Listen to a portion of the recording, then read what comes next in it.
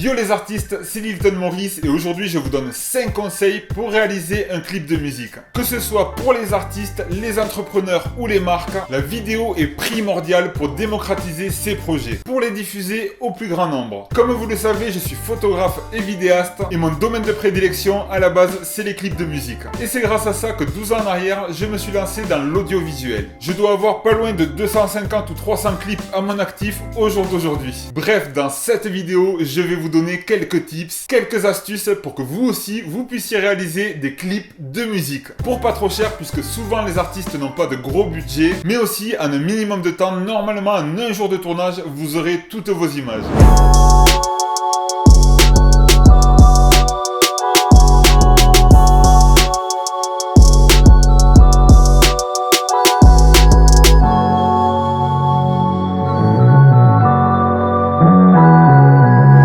Conseil, la pré-prod, c'est tout simplement la période avant le tournage. Et attention, ce n'est pas quelque chose à négliger. C'est même l'une des parties les plus importantes de la réalisation de vos clips. Tout d'abord, vous devez déterminer un lieu qui correspond à l'ambiance de la musique que l'artiste vous aura confiée. Essayez de trouver un lieu qui vous permettra d'avoir un large choix de plans. Par exemple, si vous faites un clip dans une pièce de 10 mètres carrés, ce sera difficile pour vous de varier les plans. En revanche, dans une usine de 2 hectares, une maison de 3 étages ou dans la nature, ça sera beaucoup plus simple. Une fois le lieu déterminé, vous devez choisir quel matériel utiliser pour votre tournage. Bien évidemment, votre boîtier, les objectifs. Personnellement, je conseille davantage d'avoir un objectif polyvalent type 24-70 ou 18-55 par exemple, pour varier les plans et ne pas perdre de temps lors de votre tournage. Réfléchissez également aux accessoires que vous allez utiliser, par exemple un trépied, un travelling, un drone, un stabilisateur, de la lumière, etc.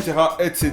D'ailleurs, je vous mets dans la description quelques accessoires entrée de gamme pas trop chers mais qui fonctionnent très bien pour vous permettre de vous lancer dans la réalisation de clips vidéo. Mais rassurez-vous, cette vidéo n'est pas sponsorisée. Malheureusement. Ah oui, dernière chose concernant le matériel, ça paraît logique mais pensez à bien recharger vos batteries. C'est pas le jour du tournage qu'il faut savoir si les batteries sont chargées ou pas. Deuxième conseil, les accessoires créatifs. Toujours selon l'ambiance de la musique que l'artiste vous aura envoyée, vous pouvez réfléchir à rajouter des accessoires créatifs. Par exemple, des fumigènes, une machine à fumer, de la peinture en poudre, j'en passe et des meilleurs. Croyez-moi, ce genre d'accessoire peut réellement rajouter du cachet à vos réalisations. Souvent, lorsqu'un artiste me donne carte blanche qu'il n'a pas un gros budget pour son clip, je rajoute ce type d'accessoire et de suite ça donne beaucoup plus de crédit à la vidéo. Troisième conseil, choisir plusieurs spots. Dans l'idée, vous allez réaliser votre clip en une seule journée et dans un seul et même endroit. Donc essayez de diviser cet endroit en 3, 4 ou 5 spots. Je rappelle que les spots, ce sont des lieux. Par exemple, pour mon dernier clip, pour l'artiste Snoz, nous avons choisi de réaliser le clip autour d'un grand lac, le lac de Parelou. Le lac était tellement grand et étendu qu'on a eu la possibilité de varier les spots. Premier spot, nous avons fait des plans sur un grand pont. Ce spot était plutôt cool puisqu'en arrière-plan on a pu avoir le lac et les vallées autour du lac. Deuxième spot sur une grande passerelle. Ce spot était très intéressant puisqu'il nous proposait plusieurs textures. Le bois et le fer de la passerelle et la forêt en arrière-plan. En plus, on avait une belle symétrie. Pour les aficionados de la règle des tiers, là on est en plein dedans.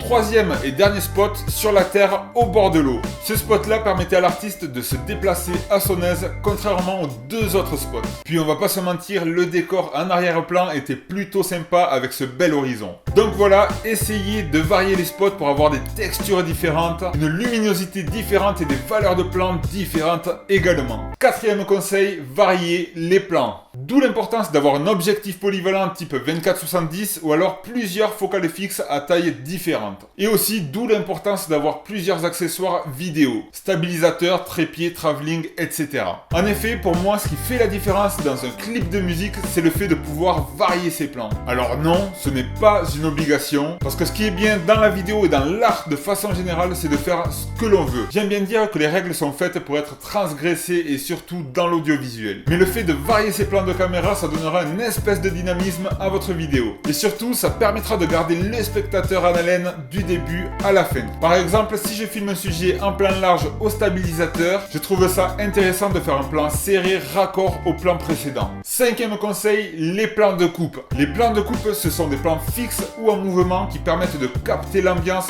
de votre lieu. Ça crée toujours un peu plus de dynamisme à la vidéo. Ce genre de plan permet également de cacher ou de camoufler des plans ou des transitions mal faites. C'est très utilisé par exemple dans les interviews à la télé. On voit souvent, en plus des plans de la personne interviewée, des gros plans sur ses mains ou des gros plans sur ses yeux. Mais pour la réalisation de clips de musique, c'est un peu différent. Ça va davantage vous permettre de véhiculer l'ambiance du lieu où vous êtes. Et d'ailleurs, ce genre de plan peut être très esthétique si vous les faites avec un peu de mouvement. Avec un stabilisateur ou un travelling par exemple. Et voilà les amis, maintenant place au montage. Vous avez désormais tous les plans qu'il vous faut pour faire un beau clip de musique. Et si ça vous intéresse, je pourrais également vous faire une vidéo sur 5 conseils pour monter votre clip de musique. Dites-le moi dans les commentaires. Alors naturellement, ces astuces conviennent aux clipmakers, aux vidéastes qui n'ont pas beaucoup de budget. Vous imaginez bien que pour les clips de Booba, on n'est pas limité sur le budget.